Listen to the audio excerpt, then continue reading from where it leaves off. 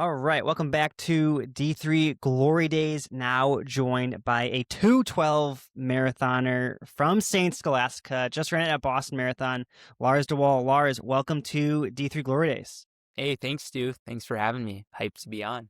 Yeah, looking forward to chatting with you and hearing all about your great Boston Marathon. 2:12, as I mentioned. How's that? Is it setting in for you that you're a 2:12 marathoner now? I feel like there's a little bit of a curve like after the race. Not quite yet. I feel like it takes a little bit of time for it to really sink in. I feel like it's sinking in faster than some of the previous marathons that I've done, but not quite yet. It still seems like hard to believe. We'll get into the race itself, but this is your third marathon fairly quick after you ended your collegiate seasons. This is your first major. You've done CIM, you've done grandmas, but overall, what were your opinion and just takeaways from the Boston Marathon weekend? Yeah, for sure. It was I mean, I kind of, you go in and you hear about other people's perspectives. I was talking with other people who've done the race and ran well, or vice versa, everything in between. So I felt like I had a decent idea of like what to expect.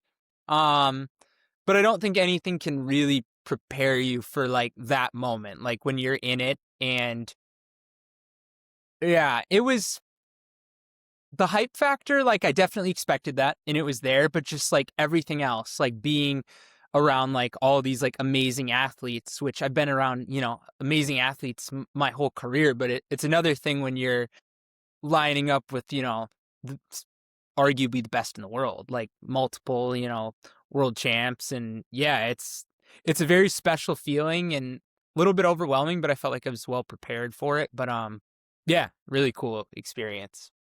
What went through your head when you experienced that level of crowd noise for the first time? I mean, I'll be completely real. It was loud, but I mean, D3 like cross nats and D3 track, like it can be kind of loud. Like, Look at this Homer, just all about. Oh my God. I was talking with some of my buddies and like, yeah, like it's loud at some of those, like, but Boston's like it is deafening. Like, you can't really hear yourself think at some of those, but it's almost overwhelming. Like, there's a couple spots on the course that are quiet and you can like start to hear yourself like breathe pretty heavy, and it's like, oh, like I'm actually working hard. But that crowd carries you through so much of the race that there's a couple spots where it's like there's a mile like in the 24, I think, is a pretty quiet mile. Like, you kind of go by this cemetery and it's like you can hear yourself breathing and it's like, holy smokes. But yeah, I feel like that crowd really carries you a long way at Boston. And you got to be in the pro field, so Yeah. did you get bussed out and like you get the whole, whatever you want to call it, like the whole experience that way? Yeah, whole experience that way. So met up at a hotel, and you kind of go through and like walk out, and everyone's clapping, giving you a big send off, and you get on a bus, and it was a really great. Like, they took really good care of us, and everything from like bag drop was just so easy. Like, they eliminated all the little stresses, like having to go to the bathroom, like waiting in lines for the bathroom, like bag drop, having a nice warm up area, and then just so much more space compared to, like a normal big race where there's a million people everywhere. And yeah, in terms of them taking care of us, like, it was top notch, like the best I've ever seen, for sure. Must be nice. It is. It is too, for sure. Yeah. Was there anybody in the field you went up to beforehand where you're like, hey man, big fan? I tried to kind of stay away from that, just because, like, but I was going to the bathroom and Rory Linkletter was right in front of me, and I've like briefly met him, but not really. And he said hi to me, and I was kind of stoked about that, which is cool. But no, I was not really fanboying over anyone. Take us through like the start, because obviously like not a lot of people there, like the whole field is behind you. What was it like those first few miles? I mean, John Curry goes and runs 2:01, but Unreal. how fast did it go out for you? Like, take us through that whole like first few miles or so. Yeah, so I mean, I was a little like nervous about the first couple miles. Like, I knew I was in great shape. I knew I was in the best shape of my life. But again, that doesn't mean anything without the result to back it up. And I wanted to be a little conservative. Like, I like to, when I'm doing long races especially, be like as close as I can to an even split or a negative split, but understanding the course at Boston and like, you know, you got that big downhill, but you don't want to play it conservatively. But I knew that there was a high chance that I'd likely run a positive split just due to the course nature. And I had a teammate who ran in the pro field last year who was telling me he was like out in 440 and he was like in almost last. And I was like, you hear that and you like know it's a downhill, but you're kind of like in your head, like the alarm bells are going off a little bit. So we got rolling. I was 437 through the mile. And I think I will say, like, I did not expect that, but I think that downhill is steep enough where, like, it's not the equivalent to running a 437 on flat, obviously. Like, it felt fast, but it was, like, controlled. Like, I knew what I was getting into. Like, I knew the field would be out fast, and I knew I wanted to be attached to some group, and that was my goal. Like, whether it was at the back or, like, middle to back, like I was totally fine with that, and that was kind of the goal. I didn't want to go out where I was like just in no man's land off the gun, but I felt like I did as good of a job going out with people at a reasonable pace for that downhill. Did knowing that you had, good conditions and a little bit of a tailwind, did that kind of imbue you with a sense of urgency to get after it? Because Boston in any race is the luck of the draw, but Boston can be really fast if you get conditions like that. Yeah, for sure. I think, as we were getting closer to race day, like I don't like to check the weather like too far out because, why waste energy over something like that can change and you can't really control. So about a week out, I was like, okay, like I'm going to start giving this an idea. And it was looking quite good. Actually, they were even forecasting like stronger winds than it was.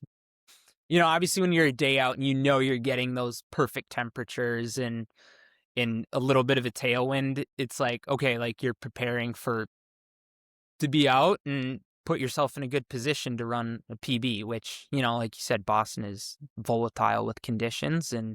But yeah, going in, I knew that even though it's like not the fastest course, the conditions were going to make it run really well, especially with that field.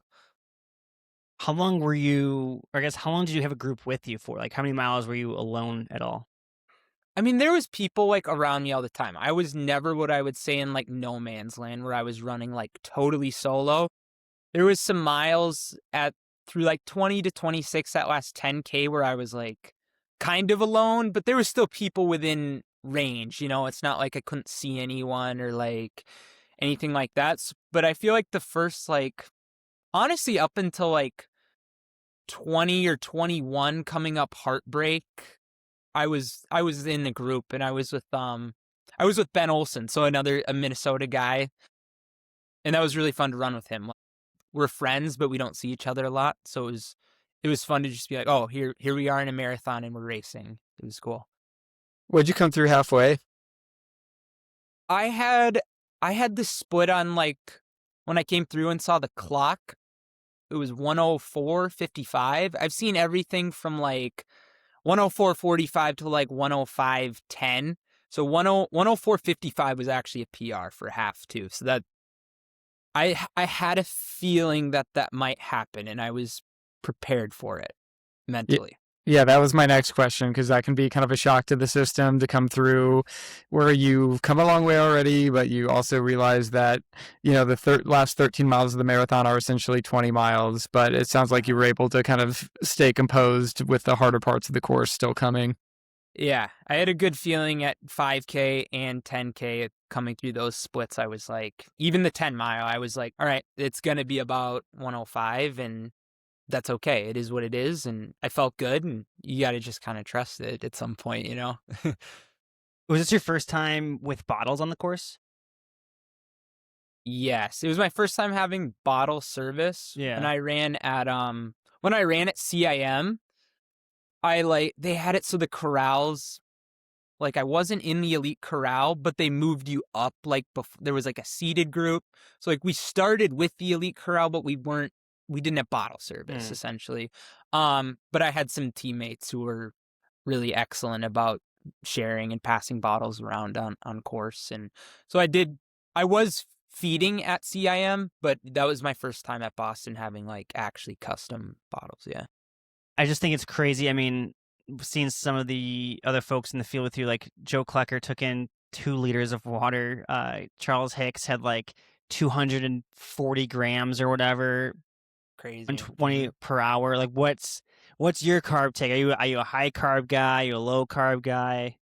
Yeah, I mean, I feel like it's a learning curve. And when I went into Boston, especially knowing this field, I was like, no matter what happens, like you're going to learn a lot. Like you're around the very best in the sport. And I really wanted to go in there with like an open perspective to look around me and like see what's going on. I would say in terms of like my carb intake, like, yeah, you try to be on it really early. I would say, I don't know. I was aiming for around 100 to 120 an hour. Like I was trying to hit that. It's kind of the new wave in marathoning, and I do believe in the high carb intake.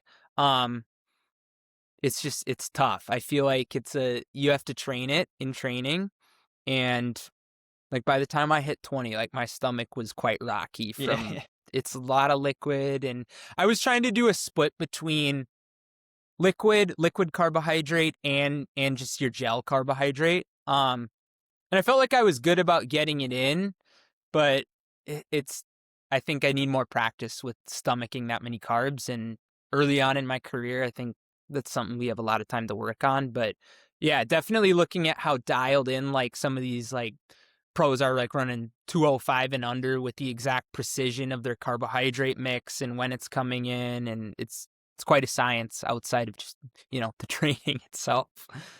Or running 205 in Toledo with no bottles at all. It's unreal to me. Yeah. I remember like in a lot of my races when they were going well, there kind of would come a moment where you're like, shit, like something good is happening, like don't fuck this up. Did you have any like moments of anxiety like that where you realized, okay, I'm on a good day, like what do I have to do to keep the train rolling? Yeah, I did. It was right around coming up Newton, my stomach started getting a little rocky, and I was still running so well though. Like splits were still coming in, and Newton starts, I don't know, like 16 or 17, 18 miles like in there. So I was deep into the race. Like I knew things were going well, and yeah, there's a lot of time for things to still go wrong, but I was like, okay, like this is looking like it could be a PR day. But it's a long race, so you don't get too far ahead of yourself.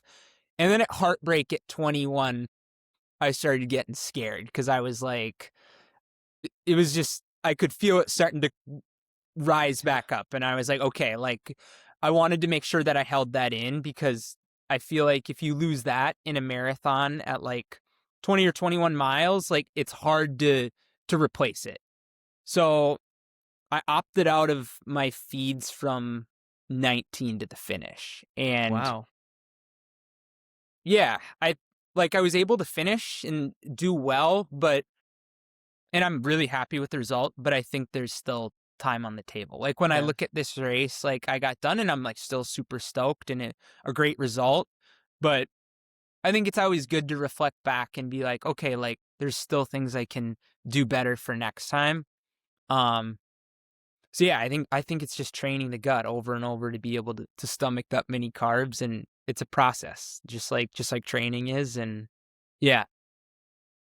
So with the rocky stomach and the quick miles ahead of you, or behind you, I should say, how did you handle the downhills? Because I have 2 black toenails from the downhills. Like, how did you handle it? I mean, the first set wasn't too bad, but like coming into the finish, I was just, you're just kind of going to survival mode, and I could feel, I mean, yeah, you're on about 7 miles or so without any feeds, and it doesn't sound too bad, but when you've ran 19 at that velocity, it's quite a big deal. And I could feel it like coming in through like 20. When I hit 24, I remember thinking to myself, I was like, are you going to finish this? Like, are you going to be able to get home? Because I could start to feel like you're picking your legs up, putting one in front of the other. And it's not that I was running like terribly slow. Like I was slowing down, but I was more worried about almost just crossing the line at that point, because I was looking at the clock and I was like, okay, you see like 2 miles and you kind of give yourself the cue, like, all right, like 10-ish minutes, just one foot in front of the other for 10 minutes. Like you can do that. And yeah. But coming on to Boylston, it was like, you want to be able to sprint and like come in, and there was no way. I just get home. I don't want to say you were running scared, but do you think having Stu on the course behind you like pushed you to close out those final miles pretty quick? I think so. That was the first thing on my mind. I was like, I got to stay on it. Got to stay on it. Things would be bad if I somehow caught up to you. I mean, at that point, you were only putting a minute and a half per mile into him. So I wouldn't say he was finished. He had an 8-minute head start too, so like I was at a disadvantage. That's true. Things could have gone differently if I had that kind of service. That's true. Yeah, absolutely. All right, I'm looking at your marathon photos. Did you run with your cell phone in your half tights? No, I didn't. So what was in your half tights then? It looks like it's a cell phone, like on the side. Stu, stop looking so close. Stu, Yeah, God. they were just jealous. It's on the side of his. It looks like Oh my God. I could see how you might think that, but that'd be so cringe. Whoa, what kind of cell phone you got in there? All right, I'm looking at No the fit. chance. You got a newer Tracksmith singlet, looks like, and Aura points for this Jordan arm sleeves. I did go with the Jordan arm sleeves. Dude, yeah. how long did you wear them for? Whole thing. Whole thing? Yeah, I did go. They made it the whole way. They made it the full 26. Shoot or shoot. I must have been like Shoot. overheating. I threw mine off at 2 miles in. Like I was like pouring sweat at that point. Yeah, I think I'm starting to lose a little bit of that Minnesota cold tolerance, just a bit, being out in California now and it's warm and sunny. But yeah, it felt chilly. I wouldn't say cold yet. Your but it felt heritage chilly to me. is rolling their eyes at you. The Minnesotans are like 45 is chilly, Lars. They're no not, way. They're not gonna like to hear that, but it is what it is. So we kind of mentioned it a little bit with Vinny running 205 out in Toledo by himself. I said it to you before the podcast. You were 37th running 212, which is, kind of crazy to think about it where it's at right now. But where does this, I guess, one, how do you compartmentalize like a great race for you and still and being 37th? Like, how do you view yourself now in the pro ranks of marathoning? When I was going into this, like when I got into the race, which was actually about 3 weeks out of the date, like I was fully prepared, but I was on a wait list because I applied late. So there was a little bit of unknown there, but I was fully prepared for it. But I think going in, like I was telling everyone, like I just want to go compete and see how I stack up against the Americans in this field and the whole field in general. But I was more interested to see like how do you stack up against the Americans. And I really thought going in, like I try to be really honest with myself and like where my fitness is at and like what I've been doing to not be too overzealous with what I think I can do. Like I try to be realistic, and I thought there was a chance for a 210 high on an incredible day. Like everything went perfectly, everything was perfect. But I thought 211 to 212 was it right in that realistic range of, on a good day, like that's probably where you're gonna fall, somewhere in there.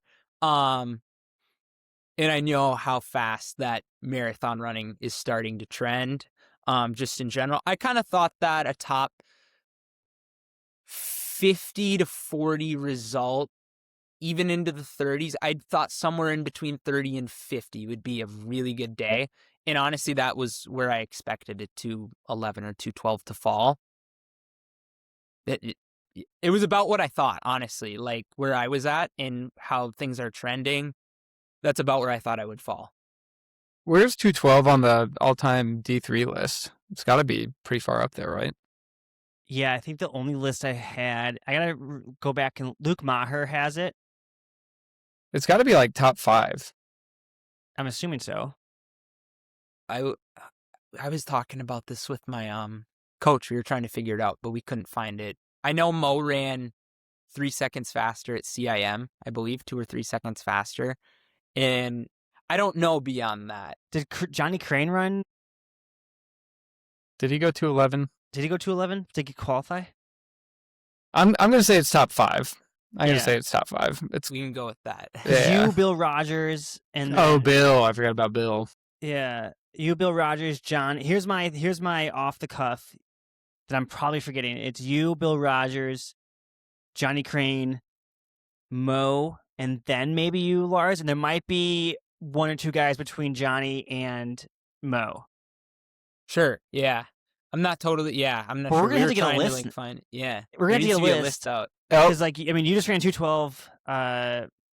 Ethan Gregg ran 2:13. Mo's Okay. run 2:12. Crane 2:12:55. 2:12:55. All right, But- so maybe you're 4th then, potentially. Yeah.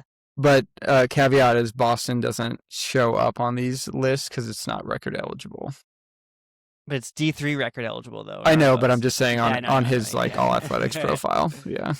All right, we'll have to figure this out because it is a, especially with how many folks are now qualifying for OTQs and running so fast, it'd be good to have a list.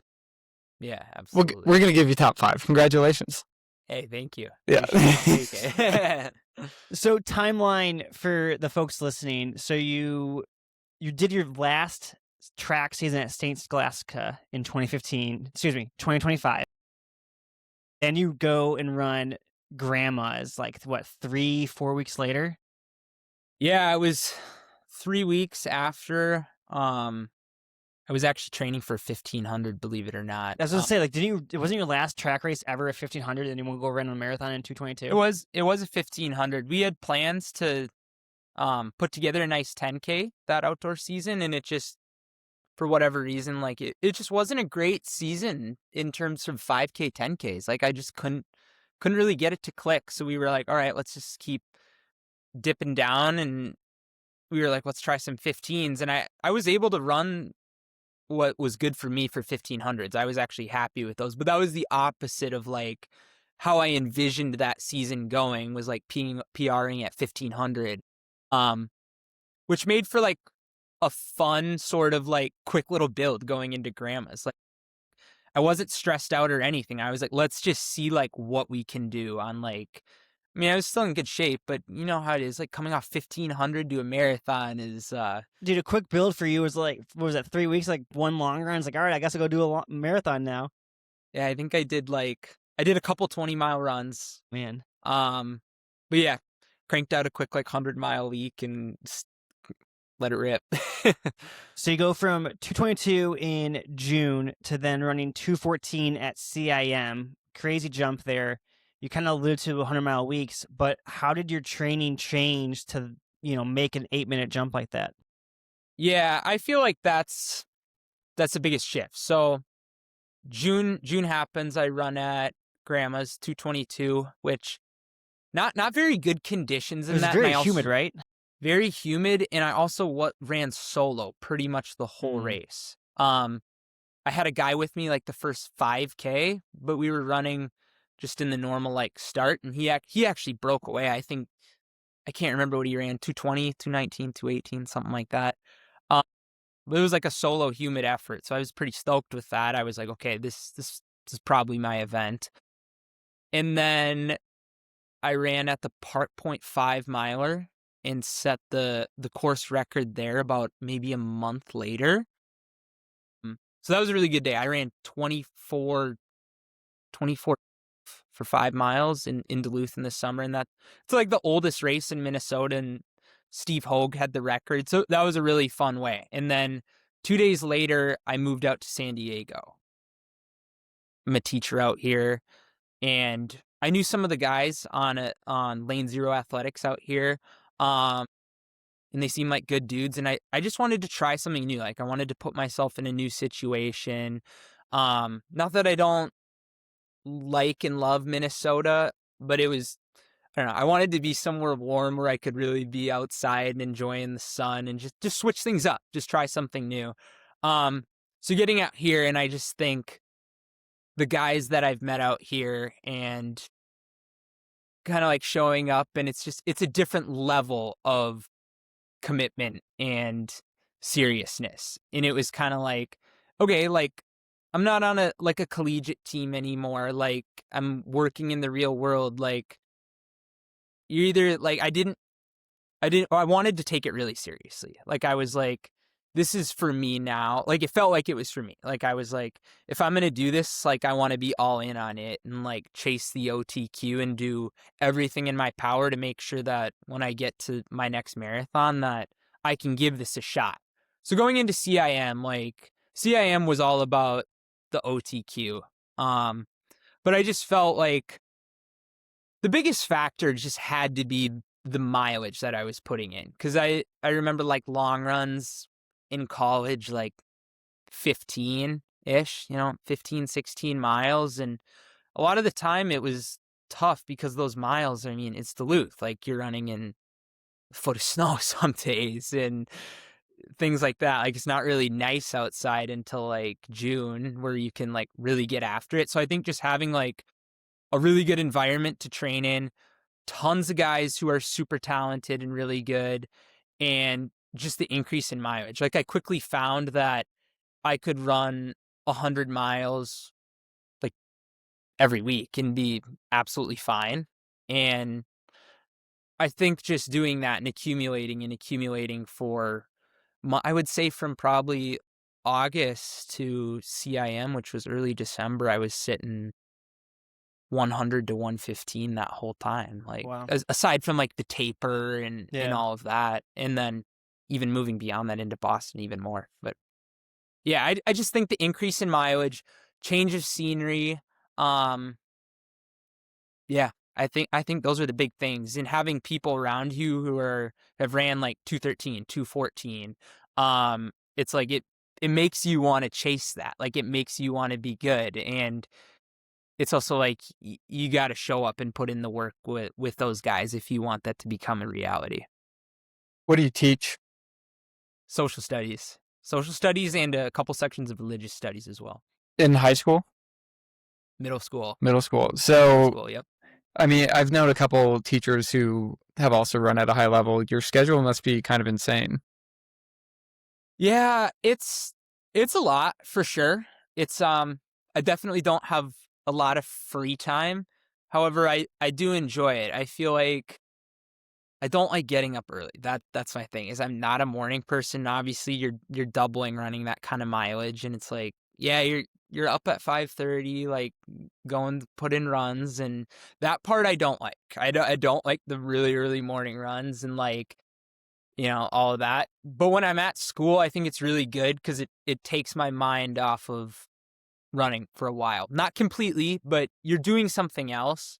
Then I feel like by the time I'm like done doing that, it's like, okay, I can like turn my attention to the nice run. And it's usually super nice out, super sunny, and the running's great around here, tons of great routes. And it's always like, oh, like I get to go run now. And like, that's actually an exciting thing. And the weather's very predictable and lots of good guys to train with, good atmosphere. And it's like, I've gotten it to work. Not that it can't be a lot, like it can be stressful and there's days where I'm like, this is really tough, but I do my best to make it work and do as good a job at both as I can. So you said you double. When do you do your workouts? You do them before work or do you do them after work? Like your main like big sessions? Yeah. Like when I'm doing like actual intervals. I mean, before CIM, I was doing Tuesday, Thursday afternoons for workouts and then a long run on Sunday. And then into Boston, I switched that and went to Wednesday workouts and Saturday workouts. So the Saturday workouts would be early in the morning. And I actually liked that more.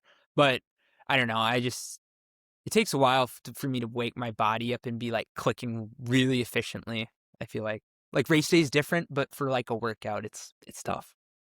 Do your like kids and coworkers know that you're a good runner? Yeah, they do. I feel like I have a really good support staff in terms of just even from administration to coworkers to kids, like they all know. I'm not sure how much the middle school kids like can grasp, like what a 212 marathon is. But in terms of like my coworkers and administration, like they're super supportive. Like whether they're interested or not, they sure seem interested. Which is really cool. And I think that's something unique about the school I'm at. It's like it seems like a really good fit, and they're really supportive of what I'm doing. And I think they recognize like that has an influence on kids too, whether they get it or not now. Like I hope is a day where like they're like, holy buckets, like that's actually quite impressive, like he was doing that and teaching us, fingers crossed that happens. Does this, I guess, let me rephrase that. Does Lane Zero, do they offer any support for you guys? Like, does like the club itself have any sponsors, anything like that? We're kind of like in limbo. We were with New Balance, I think, which we still are, but we don't have a ton of like support and sponsorship, I would say. It could be better, but in terms of like people and having a really good connection and training partners, like it's top notch for sure. I think we have in the San Diego area, we have including myself 3 guys who have OTQ'd and another one who should be a shoe-in this Sunday at I think OC Marathon should be another one. So I mean, if you got 4 OTQ guys in the same region training, like that's huge. Professional running is kind of a weird world, especially now with the depth of American distance running. Those sponsorships are kind of fewer and harder to come by. Is like fully supported professional running like a goal or a dream of yours, or are you kind of, you found a routine, something that works, and you're kind of living in that? Mm-hmm. Yeah, I feel like that's a question that I've only started asking myself since last Monday. Yeah. It definitely is a dream. Like who doesn't want to be supported and sponsored and like have all that to their name? And it's definitely something like I'm striving for, but that's not the main thing that's driving me to get better. Like I want to get better at running because I love doing it. Like I love competing. I honestly, I think I like training more than racing. Like I love just being out and running and doing stuff. Like I don't like to race that much. I like running for what it is. But yeah, I would say yes, but it's certainly not the main driver in my mission in running is to be like, oh, like I'm sponsored by XXX or like anything like that. Like I just like enjoying every day. And, when you race, you want it to be good and make the most of it. But yeah, just kind of enjoying it and being in a spot where like the culture is really big out here and it's nice out. And it's made a big difference for me, I would say. I can tell how much you're enjoying the San Diego weather because you're like, yeah, it's just so nice out. Minnesota must have been brutal. Those winters have hurt you, haven't they? Yeah, they've certainly made me tough Who hurt in you? a lot of ways. Like they have hurt me because like I'm out here now and it's like, oh, like we're running, like it doesn't even Yeah. matter. Like People it live feels like this so all year? easy. Yeah, Yeah. it feels so easy every day compared to what we were doing up there. Yeah. You almost need to like go through it to get that like kind of mental fortitude, but then to actually get better, you need to not be there. Yeah. Yeah, that's what I would say. Like I feel like I've been calloused so much mentally from being in that environment, and I'm glad I have that, like in all seriousness. But But that Minnesota I pro feel team's pretty good, actually. USA the Minnesota or whatever they're called now. They're actually they're pretty good. MDE is really legit. Yeah, yeah. And yeah, they've got a lot of good every distance. They're good at everything. They're quite impressive. Noah may know this better than me, but you got into Boston with your 214. Now you're a 212 guy. If you want to try to get into pro fields at other U.S. majors or other big marathons, you most likely will be able to do that.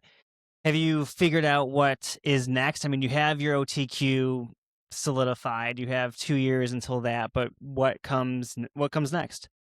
Yeah. I would say the motivation is still like really high. Like obviously you're letting Boston sink in for a while and enjoying training for what it is right now. Like if I want to go for a run and like it however far, like that's fine. If I want to like take a day off, that's also fine. Workout, like kind of give yourself the freedom to just get back into it and start, incorporating the strength back in a little more. But yeah, I'm looking at a summer build and either Berlin or Chicago. It's probably going to boil down honestly to who's going to give bottle feeds because I feel like that's a critical factor honestly is the fueling now and like you need that. So I mean, I could go either way with it. There's so many benefits and drawbacks to each option that I'm weighing. I am in for Berlin for sure. Chicago, waiting to hear back and see if they can get me into that pro field. I don't know where they're at in the process with doing that, but waiting to hear back from them. But yeah, either Chicago or Berlin for a fast fall marathon, and you can't really go wrong with either of those. Like either one of those you're going into and you feel pretty good about it, And you've got to be thinking about taking a shot at a fast half too. Yeah. I will be taking a shot at Gary Bjorklund in June, returning to Duluth for Gary Bjorklund. I'm quite excited. The prodigal son returns. Yes, returning home. Are you from Duluth? I'm actually from Twin Cities, but Okay. yeah, spent enough time there where I could be from there too, honestly, at this point. Got it. Yeah, I mean, Chicago, Berlin are obviously great. If you want to, I know you got 1-0 on me at Boston, but if you want to go round 2, I'll be in Chicago. Hopefully a little bit closer to you this time around. I'll keep that in mind. Yeah. Man, the rematch the people need. Rematch. Yeah, I'll be a couple miles behind you, waving at you as you head down Michigan Avenue for the finish. But it'd be pretty sweet. Because yeah, I mean, but like Noah said, it can be a fast course with the hills, but does a flat course like Berlin or Chicago like get you really excited, like what you could do on just no hills at all? Yeah, I think so. And I think, like Boston obviously ran fast this year. It ran faster than it normally does. But I still think even with those conditions at Boston this year, like that effort on a flat course is going to yield. I don't want to say how much faster of a time. Obviously not a ton, but I do think a flat course is going to run faster. And I think it's when you're going up and down at Boston, the jostling in the stomach compared to like just running on flat and it's just everything's a little more unanimous and smooth. I think that also will play into my advantage a little bit. Potentially, I hope so. You're just getting into your career as a marathoner. I know like a lot of people graduate college and they're like, I'm going to do this for 2 years. I'm going to do this for 3 years and just go all in. Have you put any kind of time limits on yourself in this journey? I really see myself going. I want to see like how good I can get at this. Like how good can you get at the marathon? And I really love running. I really love training and I really love where I'm at now. So as long as those things stay the same, which, you can't count on anything, but I plan on keeping all those things the same, I see myself at least going to 2032 trials. I think the 28 trials will be a great time to like, I'll have more marathons under my belt. And it's like, all right, like, again, let's go see how we stack up against everyone in the US, not just like a Boston or a Chicago. Like, let's go see where we're at, like total in the US. Obviously compete as well as you can, but huge learning experience. And then put another 4 years in and see where we're at 2032. Obviously that's a really long time period, but like right now you're asking me that today. That's what's in my head. Yeah, for sure. And you mentioned this because I think it's cool for your background and where you're at now that you were a Nordic skier starting off. So Yeah. did you just have like this massive That's like aerobic the base? cheat code. That like the skiers, like Ben True was a skier. Like these guys, you just have a massive engine. Yeah. So a little bit on that. Yeah. St. Scholastica is, they're known. It's like one of the only schools. It might be the only one where you can run and ski like pretty competitively. so I came in, Chad Selmoa, the coach, he was the track coach. I was actually committed to run at Western Washington, Division II. Mm. And I had a change of heart, and I had gone on a tour, met Chad, super, super great guy. Chat all the time. We would talk about training, very close. But I met with him and learned about, the ski program and how it fits in with the running, and I was really drawn to it. And I decommitted from Western Washington and decided that I was going to go D3 in Duluth, and I felt confident in it. And I skied well. Like I wasn't a bad skier by any means, but I got to a point. It was after my first NCAAs in cross in 2023, I think. 2023 cross in Pennsylvania. Where I was like, okay, I'm gonna make the switch and run indoor outdoor track as well. So made that switch, but yes, I do think that the ski background is huge for aerobic, and I think specifically for longer races. I don't think it had much of an impact on 1500 to 5K. I just don't. But I think there was some markers even in college that, looking back on now, it was like, okay, like that ski background is huge. I did the Berkey. I don't know how familiar you are with that, but Not a clue. yeah, it's the biggest like ski marathon in the US, and I had a great result there at like 20 years old, like a 50K ski race. So there was Wow. some telltale signs that like, okay, maybe these long races are really good. But yeah, like it's just different because you can put in so many hours skiing compared to running. Like Mm-hmm. it wasn't uncommon for us in college to be putting up 21 plus hours a week between running, skiing, biking, and lifting. Like you're kind of doing it all in skiing and utilizing all these different types of training. So to go from like 20 to 21 hours to like, you obviously have to catch the legs up and make sure you're taking care of yourself, doing the strength there and like callousing your legs. But in terms of like total training volume, there wasn't like this giant shift where it was like, oh, 100-mile week, like my nervous system is trashed. Like I never really had that issue transitioning. Like obviously you're smart about it. Like you're not jumping around too much, but it felt like it was very smooth. Took a while. And I think there was things I discovered. Like I used to love skipping strength. Like I used to never do strength. And I think implementing that starting like big time this summer has really made a big difference for me. But yeah, I definitely credit a lot of the marathon success I'm having to my ski background for sure. Well, I'm sure too, because like with skiing, you kind of mentioned it. Like you can do longer sessions, and that translates so well. Because like it's hard to get as a younger runner like 2+ hours of work or something like that, and to be able to ski like that makes you really strong, I'm sure, mentally. Yeah, and it has like, you have to do it right. Like you don't want to go out there and ski 3 hours at 150 to 155 beats a minute. Like it's more so like you might be out there for 3 hours at like 110 to 125 beats a minute, and it feels like almost too easy. But I feel like over doing that over a long, long time of years, like you strengthen the heart, you build that efficiency.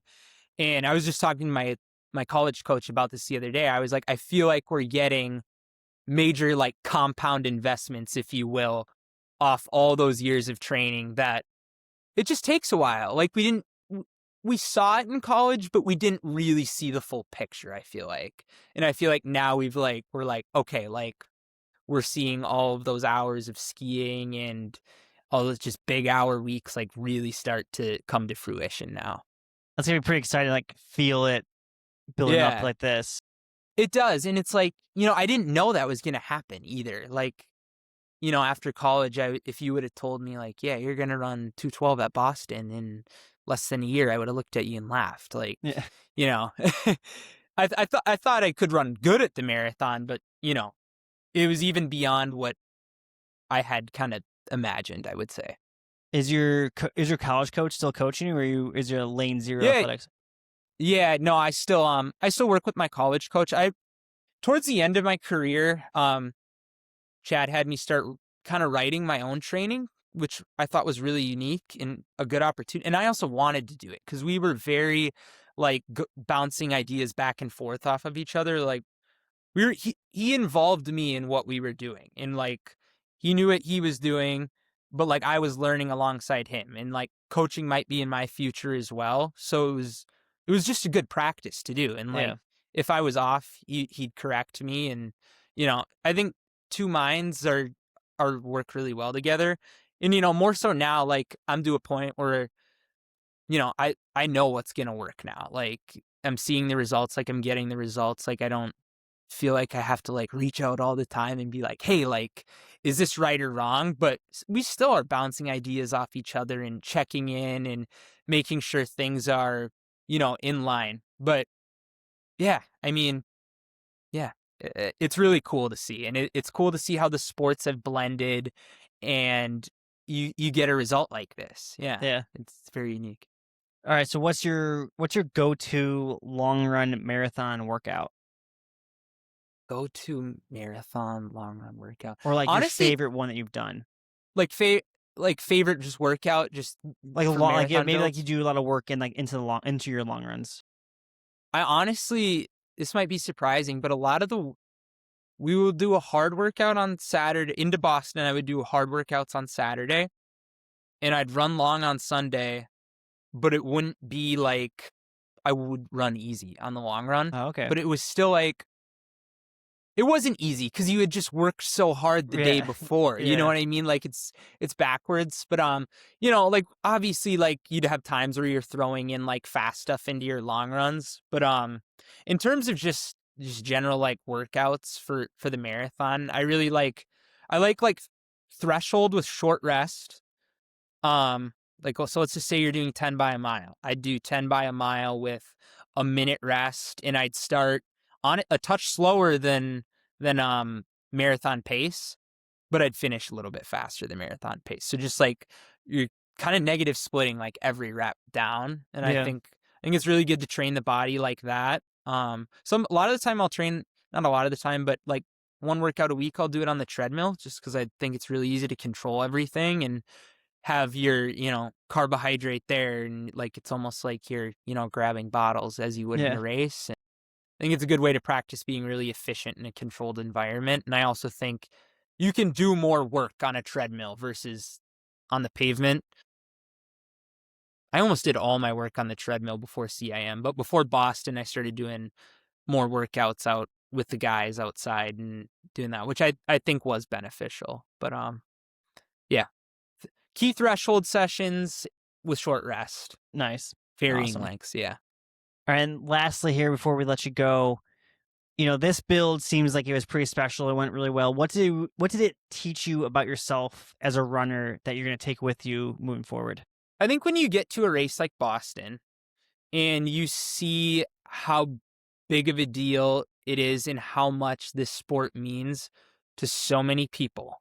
Because I think it's easy for everyone to get in their own world when they're running and feel like it's kind of like all about them, like in some way, like it doesn't feel that big.